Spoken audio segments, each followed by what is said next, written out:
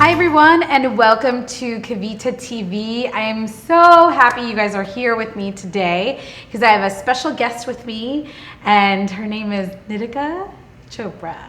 And she's a really good friend of mine, and I'm just really happy to talk to her and have kind of like a girl chat today about what's going on in her love life and have you have a peek into it. So today we're going to be live coaching her. We've just figured out her question that she's going to be asking, so we can dive right into it. But what's going to come out of me or through her, we have no idea. So welcome, and thank you for being here, Nitika. Thank you for having me. Yeah. Okay, so what's your question? Okay, I'm totally nervous, but this is my question. Yeah. So I am a person who is really passionate about communication. I feel like communication and being clear about your communication, being timely about it, all of those things are really important to me, and I feel like you're honoring the person that you're communicating with when you come at it from that perspective. Yeah. However, when I don't receive communication in the way that makes me feel safe, so like it's not at the time that I think it should be, or it's not in the exact words or way that I think it should be, I all of a sudden go into panic. So I've declared that like 2015 is the year of healing the panic, because I feel like I should really know better. You know, I really have like a lot of spiritual practices, and I pray a lot, and I meditate, and I do all these things, and I have love coaches, and I have like therapists, and I have all these things that I'm doing to work on myself. So it's gotten to the point where I see it happening, so at least that is great, that I can at least see it. For a long time it just took over me and I couldn't see it, but I'm still like really frustrated with myself that it's coming up so much. So yeah, how do I heal the panic? How do you heal the panic? Okay, great question. So give me a scenario. So like, is it, let's do like a texting scenario. What happens? Just describe.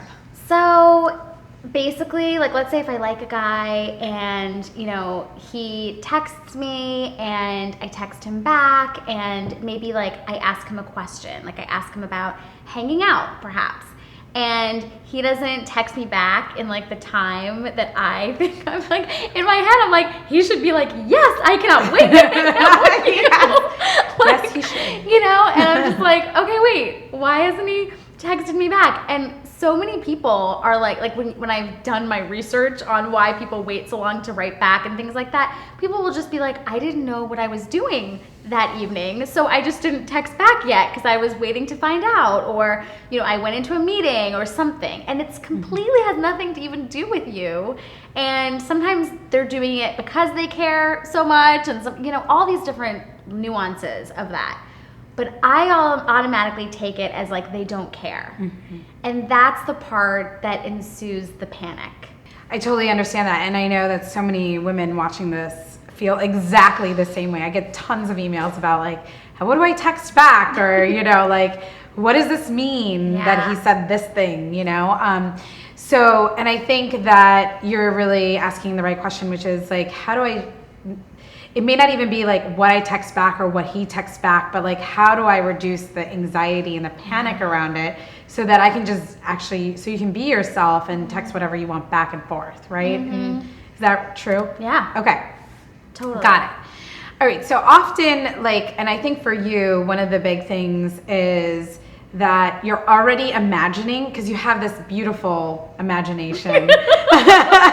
And it is actually really powerful for you in so many aspects of your life, right? Like, you have this imagination that's really beautiful. You can visualize things pretty quickly, and you can feel them pretty quickly, right? Like those are kind of your ways of knowing if you're off track or on track in life. Yeah. And when it comes to love and these immediate interactions that are happening that kind of take you on this roller coaster ride, I get it. You're wondering like, how do I engage with this when I'm feeling so much, right? So the first thing I'm going to say to you is I think it's so good to feel, right? Like, and I know that you are a pro at it. Like, you're so good at it. And it really is your barometer around knowing whether you're on track or off track, right? And so sometimes in these moments when he doesn't say exactly what you wanted him to, or maybe he doesn't text back right away, all of a sudden, I think what you do is you've already imagined the feeling that you were going to have after you receive that text. And because the text or the feeling of the text doesn't match up with that, that's what that gap is, what sends you into the panic. Okay, say that again. Yeah. I feel like I got lost a little bit. Yeah, totally good. Okay. So you've already imagined what it would feel like to receive a specific text back. So to your example, when you're like, I'm just looking for a yes, I'm so excited, right? Okay. You've already gone there, Yeah. right? And you in particular have gone there, and I know many women do that, Yeah. right? And there are some women that would just be like, just wondering what's going to come back. That's what I'm just saying, like just being really present to what's coming back. That's hard though. That's a really hard space to be in. So what we do is to protect ourselves, we go into like, what is that going to feel like? And you already are there. Like, I want it to feel like this. Yeah. So you're already in that feeling. Then you get what he's saying, or lack of what he's saying, and it's not matching up. And so you're like, holy crap. And like your brain goes crazy and you start creating all these stories. And do you see? That makes a lot of sense. Yeah. So what I would encourage you to start to do is you're going to automatically go into what the feeling is, because it's your protection mechanism. It's your way to say, okay, I've got it all together. I'm in control of this scenario, even though you're not, right? Even though it's clear that you're not, and you can feel that you're not. But you'll go straight there. So to be aware that that's what you're doing, and realize that, okay, I'm expecting this kind of feeling.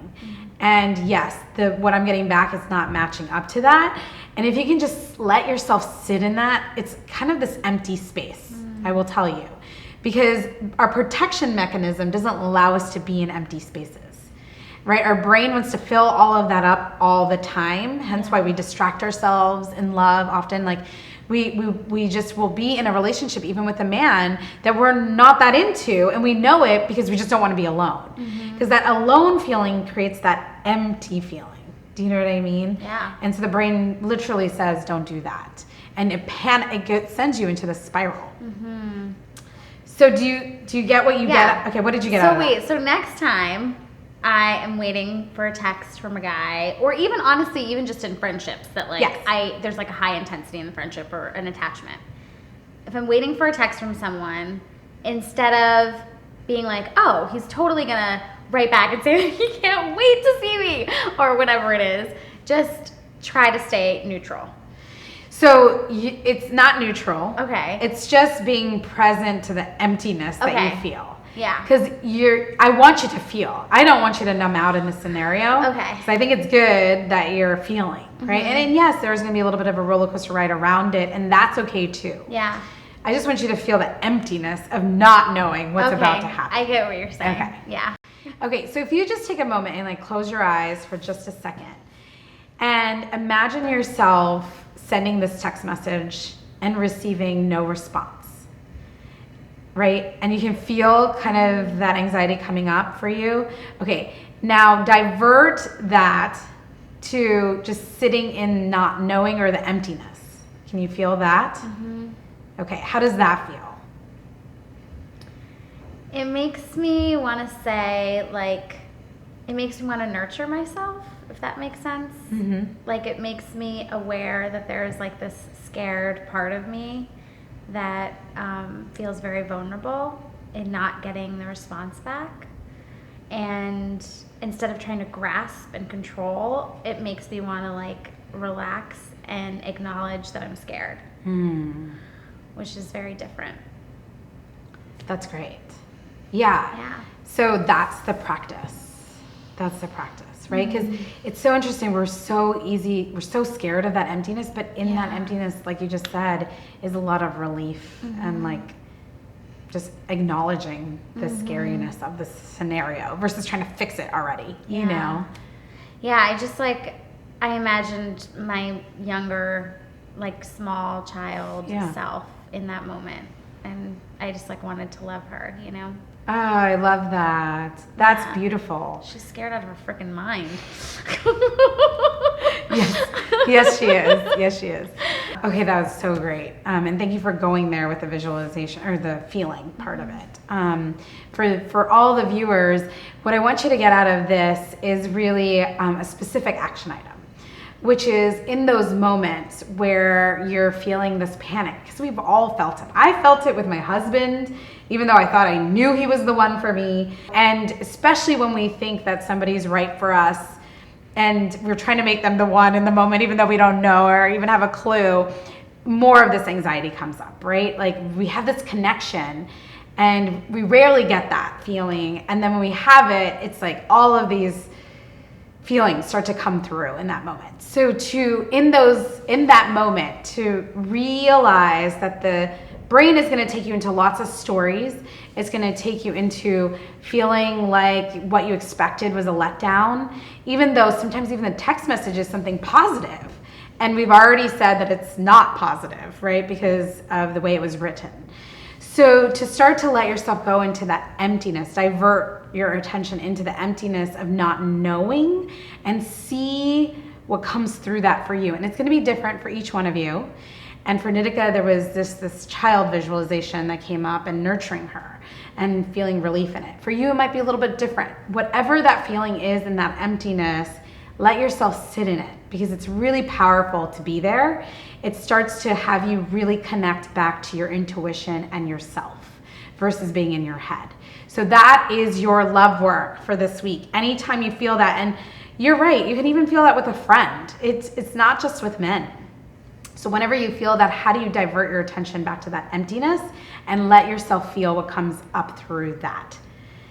So thank you for being here, Nitika, and sharing that with everybody because I think it's beautiful. As you're diverting your attention, what feelings are coming up for you? I want to hear all about it over at KavitaJPatel.com. Leave a comment underneath this video. I want to know what resonated with you from this video. I want to hear how that's being implemented in your life, and we'll continue the conversation there. And if you loved this video, there's so many more videos that I put out around coaching people live and helping you break through in your love life through their own breakthroughs. So please come back and subscribe to this YouTube channel.